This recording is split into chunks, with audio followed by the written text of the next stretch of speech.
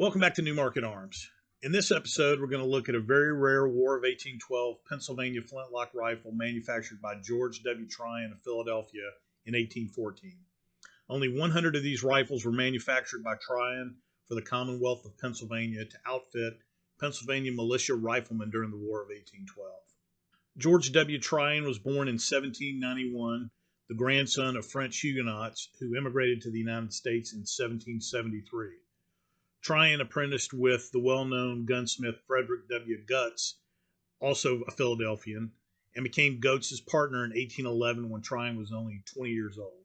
Shortly after becoming partners with Goetz, Tryon bought out the business and continued as a gunsmith in his own name, operating from 165 North 2nd Street in Philadelphia until 1829, when the plant was enlarged and reestablished at 134 North 2nd Street. Tryon would manufacture a number of firearms after taking over the business in 1811 to include small government contracts with a focus on rifles. George W. Tryon retired from active participation in the gun business in 1841 and was succeeded by his son Edward. George Tryon died in 1878 and was buried in Pennsylvania. When the War of 1812 began with a declaration of war by Congress on June 18, 1812, Pennsylvania quickly raised a militia force for active service that included large numbers of riflemen. As an example, most of the 1,500 men who marched to Buffalo, New York at the beginning of October 1812 were Pennsylvania riflemen. From at least 1814, the Commonwealth of Pennsylvania reimbursed the cost of arms and equipment purchased for at least 2 rifle companies raised specifically for federal service in the War of 1812. The authorization for this payment was a Pennsylvania militia law enacted in March 1814. The rifles were initially purchased by the company commanders, town burgesses, or brigade inspectors, and they were eventually reimbursed by the Commonwealth of Pennsylvania. These rifles were delivered directly to the rifle companies and were therefore not marked with state proof or ownership marks. This reimbursement for private purchase was obviously not an ideal or efficient way to field infantry units, and without any markings identifying them as government property, there was no way to properly account for the weapons. Pennsylvania remedied this towards the end of the War of 1812 when Governor Simon Snyder ordered 200 rifles on July 14, 1814. 100 rifles were procured from Henry Derringer and 100 from George W. Tryon, who were both from Philadelphia and gunmakers in the city. Under the contract, each gunmaker was paid $17 each for the rifles. Derringer was assigned the serial number range 1 to 100, and Tryon was assigned the serial number range 101 to 200. All 200 rifles were delivered to the Pennsylvania State Arsenal at Harrisburg, where they were stamped with the state's ownership mark and a serial number. These rifles were delivered to the Commonwealth of Pennsylvania just before the War of 1812 ended, and they were delivered late 1814 or early 1815. Now let's take a closer look at this rear rifle. I will start a little bit more detailed look at this rifle from the rear, move our way forwards. Here you can see the original brass patch box. It's oval in shape. This measures 4 3/8 inch long by 1 7/8 inch tall. And you can see the brass hinge there at the bottom.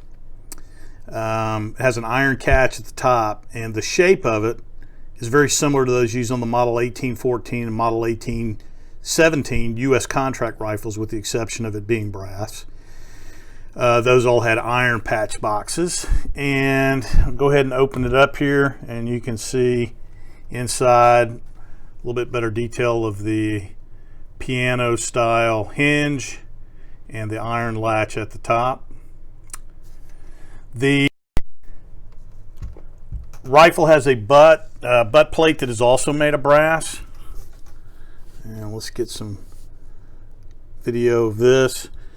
This measures 4 inches by 1 11/16. It's got a slightly curved rear profile that you can see here, and it has a slightly convex rear surface. The butt plate tang, which is located on top, that measures about 2 1/8 inch long. It's got a rounded end, and this butt plate uses iron single slot screws. Now we'll take a look at the trigger guard assembly. Now the trigger guard assembly, this is also brass on these Tryon rifles. And the bow, the trigger guard bow, is about 1 inch wide. It's integral to the guard plate itself, so it's all one piece. And the two screws, guard screws, plate screws, those are located at the rear of the bow. There is a lateral iron pin that secures the front of the trigger guard through an internal lug inside the stock. And the trigger, you can see it's an iron trigger, and it's suspended from a lateral pin that's also inside the stock, and that extends down through an iron trigger plate, which hopefully you can see right there. So those are two iron components that are in the trigger guard. The stock, as I mentioned, it's black walnut, American black walnut. And we'll take a look at the bottom of the stock. There are a couple of unique to this particular manufacturer. You'll see some brass ramrod thimbles. The rearmost one, it's about 2 1/8 inch long. It's got a pointed finial, points to the rear.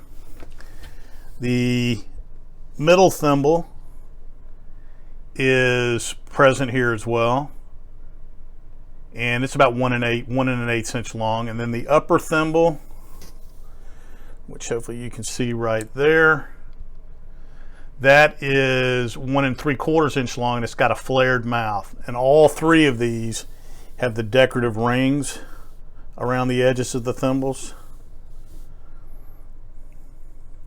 And there's a brass 4-end cap on this rifle as well, and that's secured by a copper rivet in the top of the stock.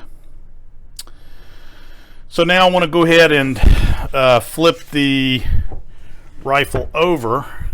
You can see the original brass side plate. That's about 3 11/16 inches long, and it's the modified L shape. And the left stock flat, let me see if I can get it focused on here so we can see, get the light correct. It has the matching serial number CP172, and then you'll see that again up on the barrel. And the CP is Commonwealth of Pennsylvania, and the 172 is the serial number assigned to both the Derringer and the Tryon rifles. And you'll also see right there the cartouche F Getz, F period Goeetz.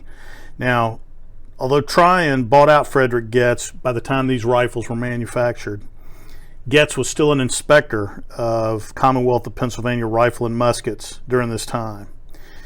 Also at the rear, you can see the really nice looking cheek piece, which is characteristic of all these Tryon rifles. It has a rounded lower edge and a comb. The comb measures about 10 inches long, and it's about 1.5 inch high. And we'll take a look at the lock plate. This is the original lock plate that was on this Tryon rifle.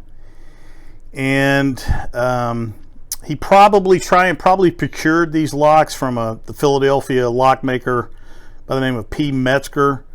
It's unclear from the history exactly who did it, but Metzger probably also provided the locks for Derringer's contract. And the lock plate measures 5 inches by 1 inch. It's got a flat surface. You can see the vertical decorative groove to the rear of the hammer, and the rear profile has the projecting point which goes into the stock. That served primarily as an anti-rotation point for the lock. And then forward of the cock you can see the Tryon stamp in italics. The hammer, or also known as the cock, is the original gooseneck type. It measures 2 9/16 inch tall. It's got a flat surface, and you can see it has beveled edges all around. The cock screw, that is the original type that was used, and that is probably the original one for this one. And the top jaw, you can see there, has a stippled bottom. I'll see if I can get in here and get a little bit better photograph. It has a stippled bottom on both the bottom jaw of the cock and the underside of the the top jaw to secure the leather when you had a flint in there. The pan is integral to the lock plate, and it has a fence to the rear, you can see there. So that is the original integral pan. Frizzen, you can also see, this is the original frizzen. Measures 1 5/8 inch tall. It's got a rounded top. And I'm going to show you that. It has a rounded top. The front face has a vertical median ridge. It's got a nice little decorative facet at the top. And then the toe of the frizzen on the original Tryon, as it curves upward, as you can see right there. Frizzen spring. Sometimes these are one of the weakest things. This one actually is still very strong and is fully functional, but sometimes the frizzen string almost over 200 years will become lose its tension, or it'll break. But this one's still in good shape, and you can see that the top of the frizzen spring correctly curls downward. That was something that was unique to Tryon. And you can see the teardrop shaped finial there at the bottom of the frizzen spring, just to the left of the frizzen screw. So that's the lock, and I'll now show you some inside photos of the lock mechanism itself. Okay, here you see the lock mechanism. And again, as I mentioned before, these locks were probably manufactured by a Philadelphia locksmith by the name of P. Metzger. And he probably also manufactured the 100 locks for the Derringer contract. Same contract, 100 for Derringer, 100 for Tryon. It's unclear, but that's generally what some of the experts believe. The lock interior is relatively standard for flintlocks of that period. Fairly robust mainspring. The mainspring here is still in strong condition. You can see the backside of the integrated pan. And it has a 3-position tumbler and a bridle and sear with a fairly strong sear spring. So this is fairly standard, but this gives you an idea of what the inside of the lock looks like. Okay, what we're going to next take a look at is the barrel on this rifle. And of course, it's a rifle, so it has a rifle barrel. The barrel is 40 inches in length. It's octagonal. And it's octagonal throughout its entire length, not just near the breech, but the entire barrel is octagonal throughout. The barrel has 3 key slots on the bottom, and you can see the keys that hold the barrel to the stock.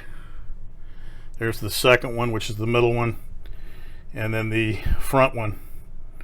So those all go through the stock and actually secure the barrel tightly to the stock itself. So those keys are actually integral to the bottom of the barrel.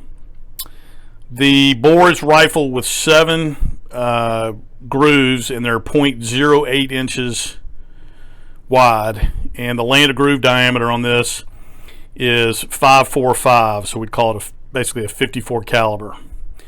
The bore on this one still has strong rifling. Take a look at the rear sight.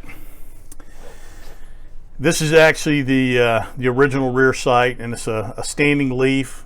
It's dovetailed to the barrel, and that's dovetailed about almost 11 inches, just under 11 inches forward of the breech. And you can see that rear sight.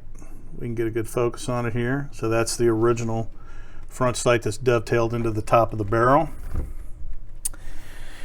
The barrel tang, the original barrel tang and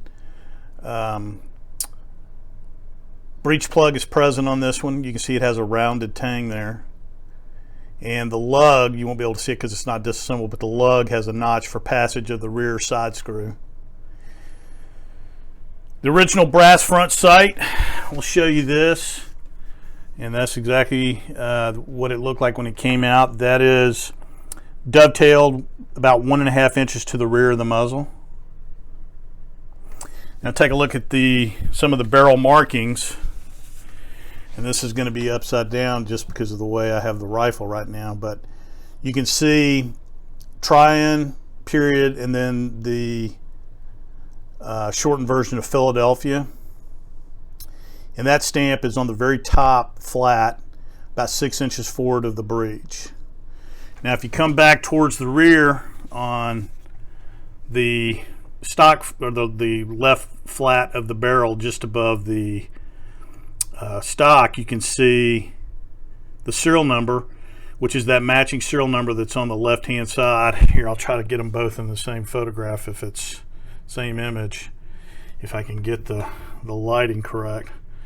Hopefully you'll be able to see it there on the stock, CP172, and then of course CP172 here, Commonwealth of Pennsylvania, and then 172. Now that's a Commonwealth of Pennsylvania serial number. All the Tryon rifles that were manufactured under the 1814 contract are in the serial number range 100 to 200.